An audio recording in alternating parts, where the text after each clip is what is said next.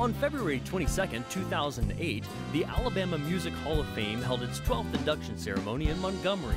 Many of the best musicians and songwriters from the state gathered to honor the new inductees and to perform before a sold-out crowd of thousands of fans.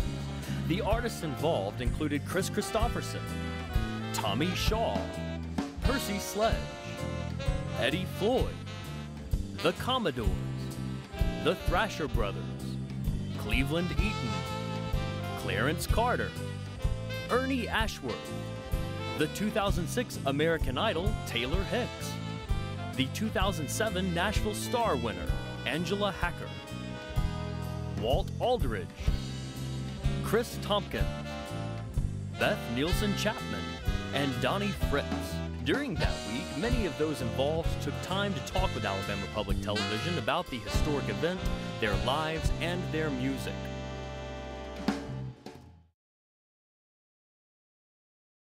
You know, Alabama is home.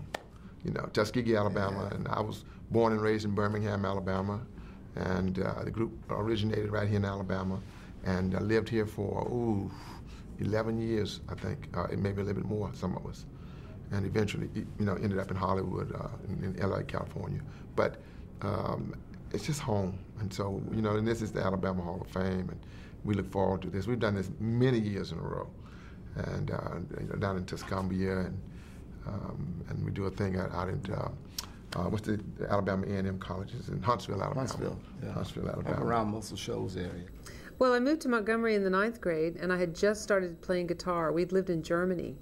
And, you know, 1969, I was actually a little bit afraid of coming to Montgomery because I had been an Air Force brat, and we'd lived on Air Force bases, and it was during the time when civil rights was very much in the news and Martin Luther King and all that was going on, and it was just, I didn't understand, you know, from a distance how the culture could possibly work. You know, there was so much controversy. And from being born and raised on Air Force bases where there are people from all different races and sort of thrown into the same street, you know, that it was a very different perspective. And so it took me a while when I first moved here and started to make friends with people who had been born and raised here, and people from all different religions and creeds and races.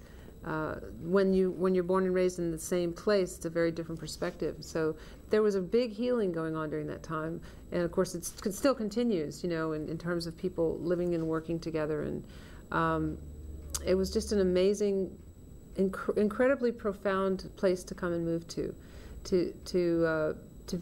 be in a place that had so much deep history in that way. There's so much unique about the South. There's just a different tempo here, and it's unshakable. It's like a drummer that refuses to rush. He's going to be in that groove, and so, you know, I'm from here, so I'm used to it. But I know when people from other parts of the country come here, they have to adjust to it because it's not going to change. You know, it is the way it is here. You're gonna like chill here, and you're going to take things easy. And with as crazy as the world is today, the world could use a little Alabama. Growing up, I grew up at the blind school at Talladega most of the time. Now, I was at home during the summer months, you know, like June, July, August. We always went back to school first week in September, and I would stay at school in Talladega until about the 21st, 22nd of December, come home for about a week, see my sisters and brothers, and get back to school. So most of my growing up was really in Talladega.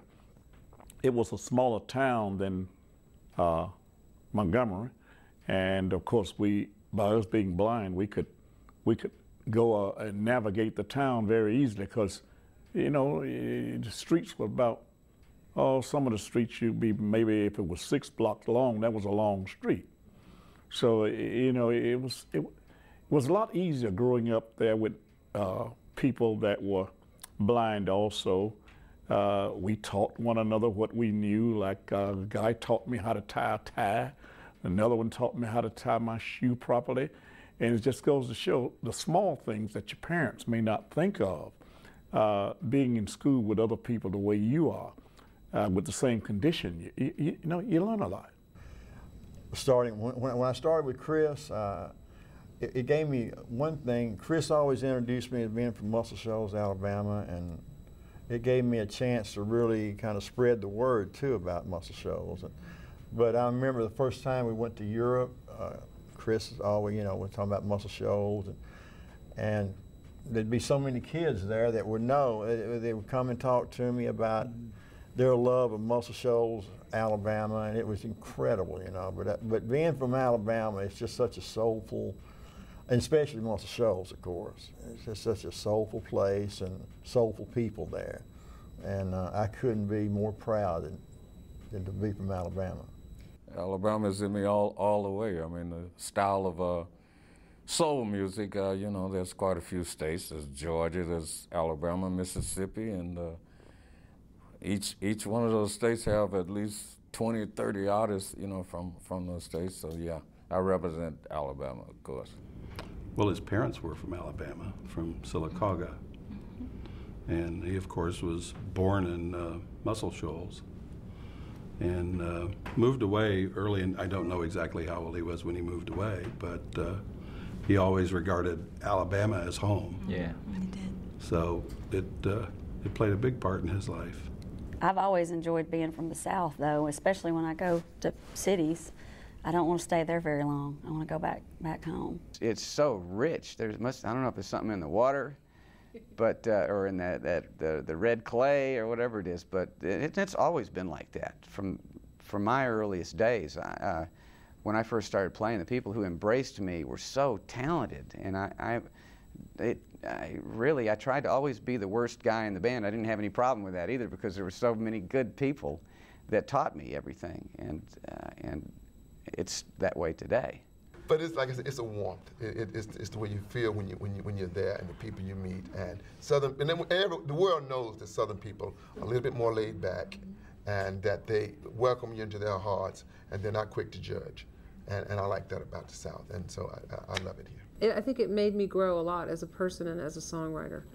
And I started to understand deep rootedness for the first time. Because it was the first time we didn't live on an Air Force base where everybody else was transitional all the time. We moved into a street with people who had been there for years. And so I think of Montgomery as a place where I get my roots. It's a great state, and my boyhood was so wonderful. I played football and basketball and high school and everything. I had such great classmates. It was just really a great state and home to grow up in.